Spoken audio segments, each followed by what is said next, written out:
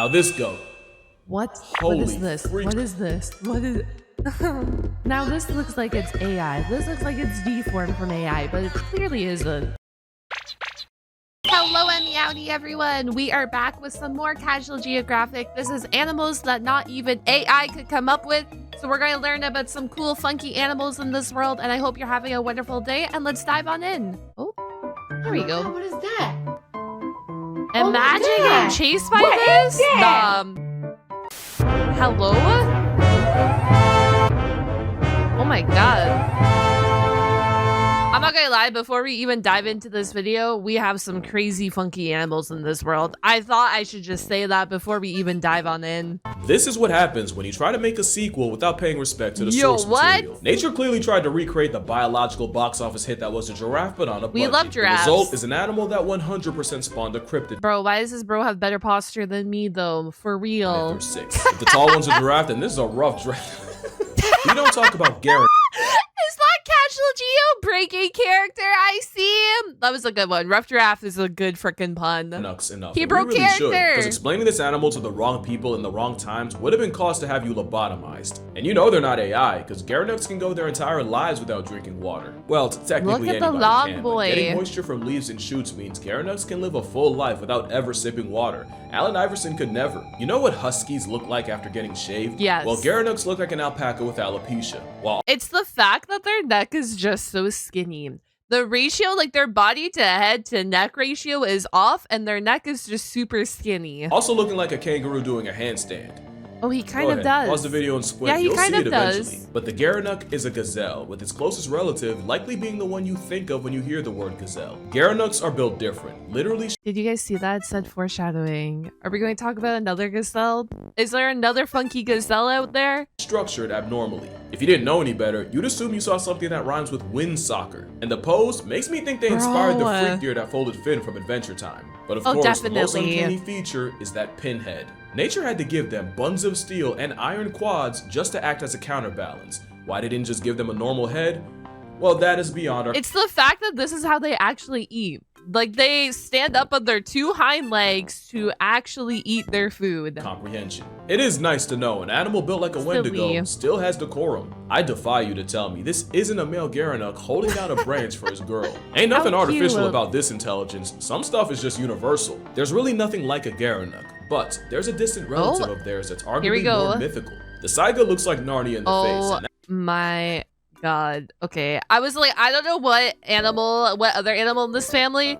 Now these are the guys with the huge freaking noses. They're cute though. I love them. That's saying something because I never watched Look Narnia. at him! But it feels right. The Saiga is an yo, editor, can we better. The Saiga is an unusual and underrated antelope. It's just how funky looking. We go from long neck, tiny head, like gazelle antelope family, and then we come over here to freaking big, huge nose gazelle They used to populate the steppe in millions. That's actually why they have the NSFW nose. You see, that double barrel nostril situation was an adaptation to filter out dust kicked up by the— He looks like the, is it the Muppet? There's a Muppet that looks like this, right? massive herd. The same nose also cools the blood in the summer and warms up air in the winter before it gets to the lungs. It's a multi-purpose proboscis that makes them Antelope Elf, while also serving as a— Yeah, that dude, Antelope Elf. I'm not crazy. Well, kind of crazy. Tad, a bit. mask. Yet that mask couldn't save the Saiga from its own pandemic, because in 2015, there was a mass outbreak of a bacteria that caused blood poisoning in the infected and killed 200,000 and erased 2/3 of the global population.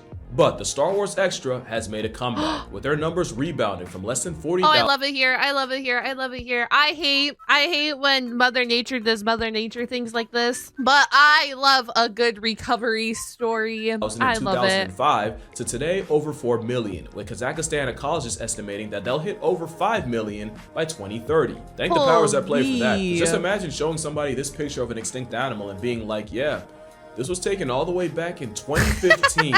So if you needed to hear good news, someone's gonna think that it's a Star Wars Extra and not an actual real life animal, bro. You'll be happy to know the Saiga is looking like it's here to stay. You might be less happy about this though. I've seen some adorable looking grasshoppers in my day. A smiling Bugs Life paralysis demon is— It looks like it has little beaver teeth. This doesn't even look real. Like, I know it's real. This does not look real at all. It's not one of them. To be fair, it's not a grasshopper, it's a katydid. Same insect order, different insects. And I hear they get real offended when you confuse them. This katydid belongs to the Copophora genus. A genus that looks like a Bro, this is your sleep paralysis demon. Imagine waking up in the middle of the night and seeing one of this staring down at you, but like a Godzilla size, not like this little, like the smaller size. Like, it has to be a massive one. Sick joke with members perpetually mocking you for it. There's not a single situation where a bug needs to look like this. And maybe it's partly my fault, because I can't look at this and not see two brick yellow teeth giving me the world's most devious smile. He's built like a Courage the Cowardly Dog plot He's built so weird. That smile should get you put on the list. And the thing is, they're not just an assault on your sight.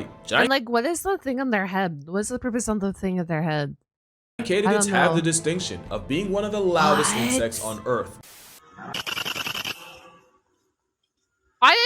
Hold on. I didn't realize that they're built like this. He built so large. It also looks like he's in like a cornfield, so he probably blends in hella nicely into those corn leaves. You know, I don't know everything, so I wasn't sure if that audio was edited or not. But after listening to other clips, I've come to the conclusion that, yes, this bug can, in fact, send a war veteran back. Okay, this bug is bigger than I expected it to be, but they sound cool. I think a lot of bugs sound pretty cool, though. To Vietnam with a touch of its wings. That wing rubbing is called stridulation, and it's not just an alarm clock for PTSD. Some katydids sound exactly like chirping birds. And just like birds, the call is mostly for attracting mates, and some male katydids will form boy band groups to sing. No, wait, we got BTS out here? What? I'm kidding, I'm sorry. They form boy bands? They form groups? Together to help each other keep the rhythm, which is because they come across larger and louder. Oh, that makes sense. Apparently a major turn on. And if you think the bugs show respect to the original IP, 1, katydids came first, so the birds sing like them. And 2, some katydids eat birds, so yeah, katydids let their nuts hang. Oh my gosh. Literally, because fun fact, cover your ears kids, but the largest testicles on the planet belong to these bush crickets. What? I'm assuming like the largest testicles compared to body size, yeah? Bro, what the heck? You don't have to believe me. You can Google it, and then you can explain your search history. Does this mean that the crickets are like double cheeked up? No? Just know, there's not a single prompt you could give a computer that would look at him! And that's the thing with AI. Nature's weird enough without people making stuff up. Nature and is this weird. is the most AI-looking animal I've ever seen. Goats I love them. I freaking love any family of the goat. I love them all. They're all chaotic. They're all weird. They're all fascinating. I was in Alaska and I was watching the mountain goats of Alaska climb on the mountains. Bro, I don't know. I don't know how they don't tumble off the mountains. It's so cool to actually see them. In general, don't seem to be real. Like, they're constantly testing what they can get away with in the Matrix. And the goats are the limit testers of life, or at least one of the species of limit testing of life. Markhor is no different. The Markhor genuinely looks mythical, with a reputation that actually precedes them. Their name translates to snake eater because of their habit of curb-stopping serpents and, predictably, eating them. At least according to folklore, and locals would collect the chewed cud of these goats, believing they could use it as snake anti-venom. Oh no. If you guys don't know what cud is like regurgitated food that they chew on. Cows do like the same thing, right? The fact that they would go and collect the regurgitated food thinking it's an antidote, I mean, I guess so, because they curb stomp snakes, but that is a fascinating idea. Also, the national animal of Pakistan is a lot bigger than you think, with males often getting to over 200 pounds. Oh, they're massive. Which is pretty big for an animal you've probably never seen before. And if you have, and this Gandalf goat looks familiar, they were actually Thor's emotional support in Love and Thunder. The Markhor is a beautifully majestic specimen. Which is funny because if we were ducks, I'd literally have to censor that. Male Markhors use those iconic horns to battle cliffside for females. That and they were created. So they're also a form of mountain goat. I love them. Their horns are so pretty. The day nature's ice cream machine came in. Whether it's them allegedly landscaping the snake population, their cinematic fights to the death, or just Markhor parkour, you gotta admit, this goat has more aura than anything an algorithm could come up with. Now this goat. What? Holy what is this? What is this? What is Now this looks like it's AI. This looks like it's deformed from AI, but it clearly isn't. Now, I think every animal's beautiful in its own way, but that starts to change once people start playing God. And boy, did we... It's like its face got flattened, no? Yeah? Play God with this goat. We ruined them just like we did the powder pigeon. We fully pugged a goat, and weirdly enough, Damascus goats look almost normal as kids, only to get Pearl Harbored by puberty. They say for every literally just looks like a goat smacked its face into the wall. Mug, there's at least one who'll defend it. So I'm still waiting for someone to defend the animal, literally built as Cusco's karma. This is the one time I wish it were. Listen, I love all animals, and I think all animals are unique looking. I freaking love it here. They look like their existence is constant pain. That is not the skull of an animal that should have been afforded life. That's the skull. That, and this is now the third case of unnecessary censorship. Looking like Rocky Dennis's persona is even funnier when you realize a Damascus won a beauty pageant for goats. With Gar being named Most Beautiful Goat in 2008. Interesting. And yes, those are the pictures PR went with. And I'm sure the goats are nice people and they didn't ask for this, but that's what human hubris does. It turns goats into Dark Crystal characters. That's a lot of effort just to get one-upped by. It looks so interesting. That's the only word I can describe this goat. Interesting. Nature. Like this. I like him though. Oh. Not only is this real, but this cat and that shark have something in common. I see you all have questions. I remember the shark going like viral. Because everyone was comparing the shark to Mike Wazowski, right? I'm gonna get to them, starting with the biggest one. Why do you know the things that you know? You should have been asking yourself that after this is what happens when you spend a lot of time on the internet, Mr. Casual Geographic. Brought up bush cricket cojones. People ask me how I know so much about animals and even why I'm so into them in the first place, and I don't know, but the answer is likely undiagnosed and very undermedicated. It's really nothing for me to spend hours, even days, going down the rabbit hole. Real and true. It's when it's time to sit down and make the video and retrace the rabbit hole. Oh? Yeah, I waste a lot of time that way. That's why I feel pretty good about today's sponsor, Opera. Don't touch the mouse. Oh, now, see, that's actually the problem. We're in an attention recession. Luckily, Opera can help with that. Opera's a web browser with features I honestly... You know, all I gotta say about this, dub sponsor. Wish I had around in college.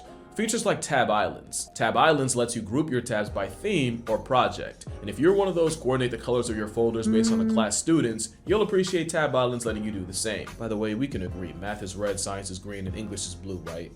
Math is but red. My favorite is Tab Traces, because we've all been there, sitting in front of a screen with 20, 30, I think my career high is like 46 tabs open at once. And when I'm retracing my internet steps, tab traces are like breadcrumbs because the darker the underscore of a tab, the more recently you visited that tab. That feature has saved me hours. There's also split screen where you can have 4 tabs visible that would have at helped once. you so I much. usually just do 2, but if you can make 4 work, all power to you. But 4 is good for when there's a breaking story and I want to cross-reference multiple articles. Now, music's important to me because often while I'm researching and especially writing, I'm just saying, I wish I knew about opera when I was in university. All I'm saying. The exact song I plan on playing in that video. And with the player feature, you can detach the music and float it around to control it without clicking back and forth and speed bumping your workflow. So whether you're a student, creator, or just chronically online, there's at least something for you on this browser. The link will be in the description if you want to see for yourself. Shout out to Opera for sponsoring this video, but more so, shout out to Opera for sponsoring my recreational rabbit hole habit, because this was one hell of a rabbit hole to go down. It is a rabbit hole. You are looking at a rare albino cyclops found inside the stomach of a pregnant dusky shark. He looks like a petrified Agent Plecky from Lilo and Stitch. Actually, no, he looks like one of those disgustingly hyper-realistic frames from SpongeBob. You know exactly what I'm talking about. Oh my gosh, Plankton is real, guys. He's coming for the formula. The formed fetus is a result of one of the freakiest defects in nature. Damn it. Holoprosencephaly is a rare condition where the brain of a developing embryo fails to separate into 2 distinct halves, that's crazy. Instead forming one mass. Obviously, this causes a laundry list of problems, and psychoplia means one eye gets... It's definitely a fatal disorder. Isn't nature beautiful? This is what I'm trying to say. Beautiful in such an effed up way that they have the capabilities of developing something like this. This is what I mean. Stuck right in the middle. It's unfortunate though, it's tragic. Afflicting this kitten. Unfortunately, this condition has been described as being incompatible with life, which is a really dramatic way of saying you're basically born in past tense. But the weirdest part is HPE is caused by a mutation in the Sonic the Hedgehog gene. Don't laugh, I'm serious. In the early stages, it's this gene and the Sonic the Hedgehog protein. Developmental bio, like this right here, was one of my favorite courses ever. Actually, I took 3. I took it second, third, and fourth year. I just kept taking it because I loved it so much. That separates the eye field it's so into two separate eyes. And maybe that's why the Speed Freak has one eye with two pupils. Oh god. It is also called the Sonic Hedgehog gene. Like, that is actually what it's called. I'm sorry, take it back. Oh, also humans can get holoprosencephaly too. I'm just not putting those pictures anywhere near this video. But yeah, the shark's real, but incredibly rare. That's not its base form. Not like this though. This is platypus levels of nonsense. The star-nosed mole is proof that people will let nature get away with anything so long as it's small enough and so long as it spends most of its natural life underground. The mole looks like it sneezed while constipated and prolapsed from the other end, and those 22 facial flesh fingers. It's also, did you pay attention to the claws in that picture too? You see how sharp their claws are? Like how deadly they are? Fingers or tendrils are freakishly sensitive. Where your hand has 17,000 touch receptors, starfish face has 100,000 on its nose, making it the most sensitive touch organ in the animal kingdom. It's so sensitive, Cthulhu's pet can decide whether or not something's food in 8 milliseconds and actually eat it in as little as 120, meaning it's a Lovecraftian mole that eats faster than any other animal on Earth while essentially maxing out on reaction time. And since most moles eat their weight in food a day, star noses are in a constant state of binging. This mole would genuinely end all life on Earth, if only it weren't an eighth of a pound. Not only because they would eat entire ecosystems into collapse. He's just living his best life under the ground in the dark, and he adapted for it. He adapted by getting a super highly sensitive nose. Because there'd be no way of escaping them. Not only are they speed-eating earthbenders with the internal discernment of a vacuum, they can swim and breathe underwater. Okay, not really, but they can smell underwater, and they do it by blowing air bubbles to trap molecules that mix with the air inside before inhaling the bubble and, by extension, the trapped molecules. This is a dub freaking animal. That's fascinating. Means a diving mole can sniff out prey while underwater and even aim air bubbles at a specific target. And did I mention they do this blind? But somehow there's more, because this creature can smell in stereo. The same way you would compare differences in sound between a left This is like something that's not real, but it's very clearly real. Actually, this whole video is like this. Right ear to pinpoint the source, moles can do with their nostrils. Star moles are just a bunch of randomly broken skills and powers packed into a flesh flower face fur termite. And if you can't say that 5 times... See, and this is why they thrive in tunnels underground. Literally, this is what they are meant for, and this is what they, like, thrive for. You actually better like this video. But you definitely heard of star-nosed moles before. As a palate cleanser, there you go. Oh. The cutest animal you've never seen. Because if I saw it, I wouldn't just think it was AI. Look at it. I think it was bad Photoshop. How else does one explain a panda, leopard, meerkat ferret? Well, the last part's a hint. The marbled polecat is a mustelid, not unlike honey badgers, otters, and wolverines, albeit a little smaller. They're not even the only type of polecat, but they are the one that looks the most like animated taxidermy. They're the only ones that dress like a mother of 4 in divorce court. Marbled polecats stand out, and that might be the point. It's believed a defensive polecat will aggressively flash their colors as a warning. Not that they're venomous. Look at him. But their You see that back arch in him? You see how ferocious he's getting? Attitude is. That and polecats will take a page out of their skunk cousin's playbook and crop dust a threat with foul-smelling anal secretions that reek of the dead. Also, polecats might be more of a stereotype than honey badgers, as they're hyper-aggressive and regularly attack animals many times their size. This is the same calico ferret that made Ukrainian soldiers evacuate from a bunker. Oh my god. Look at him. Як його витягнути, бля? Він ж кусається, що ли? Так понятно, що він зараз He can definitely bite. Ох, бля, диви, він хоче напасти. Bro, these little animals are so spicy. I babysit ferrets before, and I know that this is not a ferret, this is a polecat. Similar type family, right? And they're so spicy when they want to be spicy.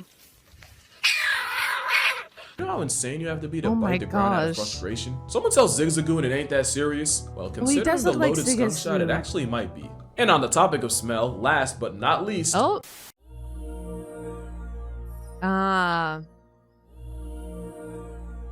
Alright, so not AI, but either that is a cartoonishly tiny truck, or binturongs are a lot bigger than I thought they were. They're a lot bigger. Mammal casserole is also called a bearcat, but in truth, they're not either. They're in suborder Feliformia, meaning I freaking love this dude. I think I love all the animals in this video.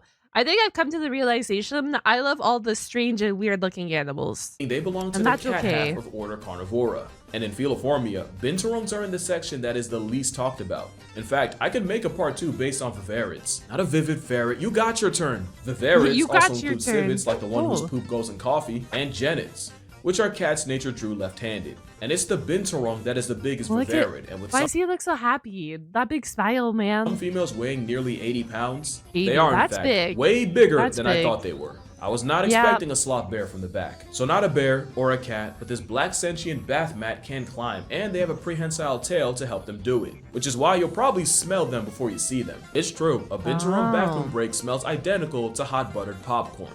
A smell they use as a warning to rivals, but also as an invitation to the amorous. So if you're in the jungle and randomly smell a movie theater, you might be in the presence of a bear cat.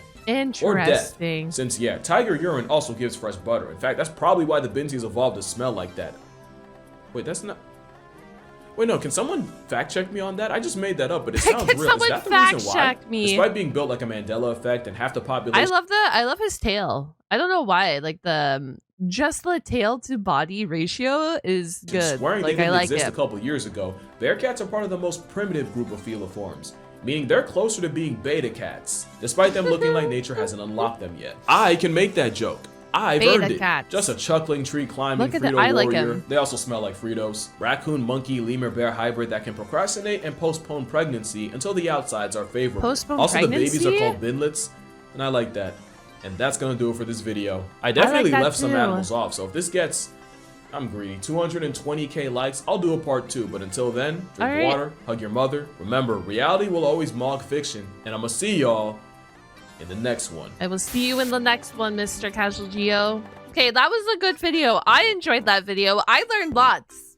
This is the problem. I know my specialty of animals, and I know what I studied, but when it comes to the outside of that, I don't know much. And I love learning, and I think we learned some cool freaking animals. So if you made it to the end of this video, comment down your favorite animal that was shown in this video to help the algorithm. But I will see you guys on the flip side. If you ever want to catch me live on stream or on Twitch, I do stream, so go check that out. And goodbye, everyone. Take care.